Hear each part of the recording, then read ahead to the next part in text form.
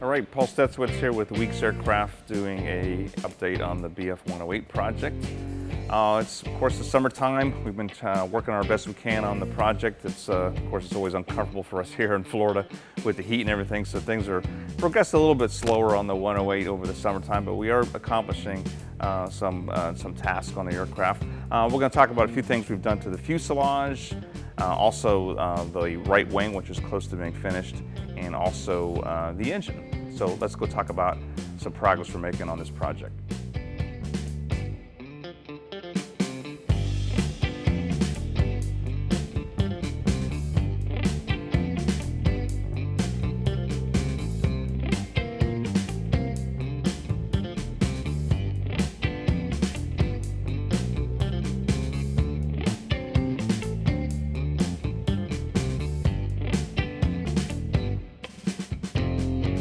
All right, everybody, here we are on the right wing of the 108, which is nearing completion. As you can see, all the skins and all the rivets are finished on the top of the wing. This went nice and smooth, no real issues here at all. One of the big things on the right wing was this damaged skin right here. And if you remember one of the earlier episodes, there was a big couple holes and there's a big tear along this skin. Of course, that new skin has been replaced and installed. Looking really nice. One really strange thing about the top of both wings actually is this area right here. This is a very odd thing. There's these three rivets that are spaced out away from the rib. This is the rib. And these rivets here basically don't do anything. There's actually a little piece behind there, a little joggle piece of aluminum that picks up these three holes. And what's really odd is the other wing had the same exact thing, except it was down here, but on the same rib. And the only thing I can figure out is that somebody, when they drilled this skin, they misdrilled where the rib and the holes was going to be. They drilled it right here. So instead of remaking the skin, this is just a theory, they just plugged the holes with a few rivets. And again, they did the same thing on the other wing. I don't know if that's the case or not, but I think that's very strange. I decided to just put that back because it's kind of the original part of the airplane. But that's just an interesting note that there were errors made along the way. In fact, there were a few errors on this wing where there's actually supposed to be 3mm rivets, 3mm rivets. Instead, they went with 4s. There's a 4 here, a 4 here. There's numerous places where they must have shot the rivet. It didn't go very well. They had to drill the rivet out. They had to open a hole bigger to a larger rivet. And there's a number of those on this wing. And I think I mentioned in the last episode, also we talked about this wing, the overall general assembly of this wing wasn't as neat and clean as the left wing. It must have been a different group of people that were putting it together because there were some errors and flaws along the way, which is kind of interesting to know. But again, human error. These airplanes were all built by hand. This is 1938, and it kind of gives you an idea. You can see all these little mistakes along the way, but that they fixed when the airplane was being built. This is finished. Let's go look at the back side of the wing and see what we have left to do there.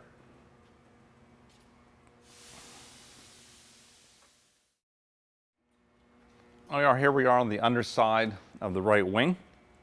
Mentioned earlier, the top wing is all finished. The top skins are all shot on. And basically all we have left to do on this wing is the application of the bottom skins. But you can see everything has come out really nice. We had to go back and repaint all the bucktail rivets because unfortunately all these rivets that we're using on this wing are the purple anodized, which kind of stands out like a sore thumb. So we come back and we hand paint all the bucktails, which takes quite a bit of time, but we want that to look original. And before we actually finish this and put the bottom skins on, there's a couple things that have to go on. There's all the electrical conduit, which on this wing is just a single piece that runs through, very similar to the left wing, except the left wing had two pieces of conduit, where on this wing, all you have is the wingtip light. So there's only two wires that go out that run through this conduit. This has to go in now because if you close it up first, you're never going to get this back in there again. It's a bunch of clamps and screws that hold all this on. This originally was one piece. I could not get the wire out of the original conduit, so I had to make new conduit in two pieces to install. So that's ready to go in. A few other things that have to go on inside the wing also are some of the aileron bell cranks and the flap drives. All these are much easier to get in now before we actually put the bottom skins on. So once that's finished up, we will start commencing with the riveting. Now, riveting kind of came to a standstill on us because I was actually waiting for some special rivets that I had to order. I ran out of a certain size. Those rivets have come in, so hopefully soon we're going to start putting this wing and finishing it up. We're making good, steady progress on the right wing. Once this wing is completed, we're probably going to move on to either the horizontal stabilizer or the flaps. We can talk about that in another episode. All right, so that's basically what we've done on the right wing. We're making some good progress. Now let's go check out some things we're doing on the fuselage. All right, here we are at the fuselage. We haven't been doing a whole lot on the fuselage, but we've been trying to fill in a little bit of time with some concerns that we have. And after a closer examination of basically this area right here, this portion of the fuselage has this rib that actually lays right inside of that portion right there. This is where the outer wing, of course, butts up to the fuselage. After a closer examination, really didn't take that much to realize that this piece was no good. This was actually damaged in the accident. They had made a repair to the back side of it. It's got some tears in it, some wrinkles, some holes drilled into it for repairs that they made. This basically overall in poor condition. So I have drilled that off. And also, once we determined that that piece had to be replaced, there are also some pieces on the front right here. This is actually where the leading edge is. This area was damaged by the bird strike along with the landing accident which it had. Once that piece has been removed, which also has to be replaced, we found that these two ribs that lay up inside of this area are also damaged. So those have to be made over again. And also another thing I noticed, that this piece right here, which makes up the front spar where the front wing attaches, front attachment point of the wing, is cracked right here. I believe this probably was damaged in the accident also. So I believe that this piece itself has to be removed to remake this whole component. And because of that, I want to make sure that we have this dimension from where the main spar attaches, which is 2 points right here, to the front attaching point right here, that this distance is maintained. So Dave, who works with us here, who builds all our stands and fixtures, he came up with a little bolt-on steel piece that bolts onto those positions. It is welded to the stand itself, so that is going to keep all that in line. So if I do have to remove this or anything else in this area, we have a known starting point. We know that the wing fits where it is right now, so that's very important to keep that in position. Another thing we're working on is the trailing edge. The trailing edge piece is a large fairing that wraps all the way around here. We had to remove this actually for 3 reasons. One, the piece itself, which is magnesium, is damaged and corroded. The second reason being full of dirt, mud daubers, rat poop, all up inside of here. And then the last reason was to remove the electrical system. All these small holes that you see on the outside of the airplane, all the wiring is attached through these holes inside of the fuselage. And some of these holes actually were behind the fairing. So the only way we could get the screws off to get the old wiring out, which we talked about in another episode, was to remove this fairing piece. So all that's come off. We cleaned this out right here. These fairing pieces have to be remade. We actually haven't gotten into that yet. Pretty complex pieces that have to be redone. But hopefully we'll get that worked out. We also have done the same thing to the other side. The piece on the other side wasn't quite as bad here, but both pieces, the fairing and the rib, not that great. So we're actually going to remake both of those components also. So again, something that's not a priority, but we're always trying to think ahead in the project of things that have to be done. Some of these pieces we might actually have to send out to a specialized shop to have made. So we like to kind of branch off every once in a while and pull some things off the airplane to make sure we can get some of these parts in the works. So when we get back to the fuselage, we have those parts ready to assemble. Another thing we've been working on that's related to the fuselage are the canopy and the windshield frames. The right side piece is actually right here. This is actually a steel frame. This is actually the right side door, entry door to the airplane. All these pieces, including the front windshield frame, are actually steel, and they're covered in plexiglass that makes up the whole entire canopy. These pieces had to be cleaned up. They had a lot of paint on them, like the rest of the airplane, but we couldn't sandblast these parts because of all these holes. These holes are here to attach to plexiglass too, and if I would have sandblasted the part or bead blasted it, I would have basically filled this thing with sand, which would have been in there forever. So basically we had to manually, between a little bit of chemical stripping and some abrasive with the Scotch-Brite wheel on a grinder, we had to grind all that paint off. And after we took all that off, the frames themselves, kind of on the rough side, just not condition-wise, just how they're put together. They're all welded, not the smoothest things. And since these parts are very visible when you walk up to the airplane, we're spending some time painting, priming, sanding, and kind of filling on all those rough spots to the frame. Eric's been doing all that. The rest of the pieces are in the paint booth getting their final primer. And eventually, when this all white filler primer is all finished, they will go to final color, and then they'll be ready to install the plexiglass. So we're making some progress on that too. A little bit ahead of ourselves there, but again, always trying to keep some progress on these parts and trying to move forward on anything on these airplanes just to keep the project moving along on a steady pace.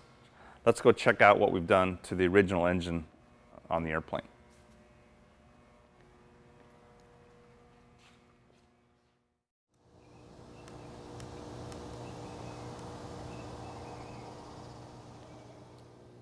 All right, everybody, here we are with the original engine that came out of the 108 project. We are actually in the machine shop because the engine is being temporarily placed in here before it goes into storage. And when we're working on all these airplanes, a lot of people, of course, ask the question, what is your reference material for these airplanes, airframe, power plant? We're lucky enough to have an original ME-108 airframe handbook, which is actually, unfortunately, it's all in German, but it is an original copy, and actually I'm still working with someone to get this translated. Really good book that gives us a lot of information, but of course I need to get that translated. We also have this on a DVD that I'm actually be able to put into a computer and look up parts and stuff. So that's one bit of information that we use for the airplane. We also have the manual for the engine. This is actually in English. It was translated. 1938 edition, which is kind of cool because that's the year the airplane was actually built. Of course, the engine is an Argus AS-10C. And a little bit about the engine. We are going to use a different engine on the project that we're working on. This engine, we had to remove everything that we needed for the new engine. That included quite a bit of stuff. And we're going to talk about that a little bit about the engine itself. Argus is 240 horsepower inverted V8. And it is a carbureted engine, unlike the DV605 that's in a 109 that was fuel injected. This is a carbureted power plant. And few things that we had to take off. The first thing, of course, are the magnetos. The airplane has two mags, which is typical for any type of aviation engine. And it is a Bosch mag, quite a heavy piece. Goes on this airplane engine just like this. Slides on there. The other one goes on the other side like that. It is a mag that is particular to this engine. I don't believe you can use this on anything else. I think it was designed for the Argus. We're going to pull both the mags off. As you can see, those are probably going to go to overhaul. The next thing that's attached to the mags is the ignition harness. And this is it right here. Now this is actually an original piece. It actually sits right in there like that. There's a set of screws that hold it on to the case of the engine. As you can see, it has a set of leads that come down. Now originally, the Argus had these leads. These are the original design right here. And they're actually kind of a really cool design. There's the one that's separate right there. And this is the spark plug that was originally used on the power plant, which is a little Bosch spark plug. And what's cool about this whole setup is that the spark plug was placed, of course, into the spark plug hole like that. And what was done, once all this is tightened up, to hold the lead in place, it had this little clip. You'll actually lay that on top. You put that on top of there, and you just actually turn that little screw, and it clamps the lead down to the spark plug, which is actually very clever. It's a cool looking thing also. Unfortunately, we can't use this setup, and nobody else does either, because you can't get the original little tiny Bosch plug. So everybody actually converts the engine to a modern plug, which requires you to change the entire lead design, which is kind of too bad. I wish if I can find some more of the original plugs, I like to go with this. But if you don't find the original plugs and you put this harness in the airplane, then you're kind of defeating the purpose of trying to fly and operate the engine. So hopefully we'll take a look and see if you can find some original spark plugs. But from those cases, well, I guess you're going to have to go back and modify the system like everybody else does. The next thing that attaches to the engine is the intake pipe, and that's this long piece right here. The intake pipe, of course, brings the air and fuel mixture into the cylinders, and that piece is up right there. It's made up of steel and aluminum, and it just bolts on to the cylinders like that. Attached to that are some intake pipes, and these go right here like that, and there's a rubber coupling and a clamp that holds it in place there. Now you have the same thing over here, and then the remaining opening ports, of course, are exhaust. So that makes up the intake system. Also, these small holes that are on the top, there are small primer lines that attach to this. So when you go to start the engine, you shoot some raw fuel into the intake, which eventually works its way into the cylinders and gives you some starting capabilities there. Of course, attached to the intake pipe is the carburetor. The Argus has two carburetors. There's one right there. That piece just bolts on to the back side like that. Now these carburetors are interlinked to each other because the control mechanism comes off the left side of the airplane, so they are linked together, and we'll talk about how they're linked together a little bit later on. So that's the system there. And then on the back of the engine, there's a few other things we've had to remove, and let's talk about some of these components too. All right, on the back of the Argus engine here, you have several things going on. This right here is part of the oil pump. It is a dry pump engine. That means it has an oil tank that's separate from the engine. Oil comes into this position right here, goes through, and it's actually a gear pump that lubricates the engine. There's also a filter. That's what this little crank thing is right here. You actually turn this and it wipes off some screens, and you're supposed to pull this and check for sediment. So that's where the oil pump is. Another interesting thing on the airplane engine is this right here. What attaches to this is this component right here. This actually has three purposes. The first purpose is the tack drive. This portion right here attaches directly right in there, and of course as the engine is rotating, it rotates this piece, goes to a cable which goes to the RPM instrument inside the cockpit. The other purpose of this piece is to link the two carburetors together. You can see it has these two little rods right here. The carburetor's here. It has a linkage that comes off, attaches to here. So as you move the throttle in the cockpit, that rod is pushing this rod, which is moving this, and these are linked together, and then it moves that same motion to the carburetor that is on this side. And the last thing that this thing does, it's a multi-purpose thing, is that it actually was part of the air start system. There's actually three ways to start the Argus. There's a hand crank starter, there's an electric, but on some of the early airplanes, they used an air start. And that's what this piece is here. You see 8 ports on the bottom, and you see a port right here. It was attached right there. There were lines, 8 lines that came off. Each line went to a port in each cylinder, and there was actually a connection that goes to the firewall and goes to the side of the fuselage of the airplane. You would open up that port, and you would actually put a compressed air bottle into the system, and that air would come in, go into those cylinders, and start rotating the engine as a starting procedure. So kind of an interesting piece. Nobody uses the air start. I don't think it was a very efficient system. Everybody I've talked to that runs the Argus, either on the Stork or the 108, uses an electric or the hand crank system. But an interesting component. Another piece that's on the back of the engine is the starter itself. It has this component right here, which bolts right up inside of there, like that. Oops, let's just say it. Yep, I'm doing it backwards. There we go, like that, see? I almost forgot, it's been so long. And so that sits right there, and the electric part of the starter sits right on top of there. It is a 12-volt starter. This is an early 108, so it has a 12-volt system. And also this piece right here is part of the mechanical hand crank system. I think we did on one of the other episodes. We had the engine on the airplane still. We were able to turn the engine through with this crank. So it has multiple ways you can start the engine. So that's that. And then over on this pad right here is the generator. And this airplane does have an electrical system and a battery, but it has a generator that bolts on right there. It does have an extra pad over here, which also could be installation of the generator, probably dependent on the application or the airplane. You can move the generator to either side. And then, of course, the last thing that goes on the back right here is the fuel pump, which is this piece right here. And this piece is all nice and shiny because it's actually an overhauled piece. Going through some of our Argus spares, I found 4 overhauled fuel pumps, which is actually nice. It's going to save us some time.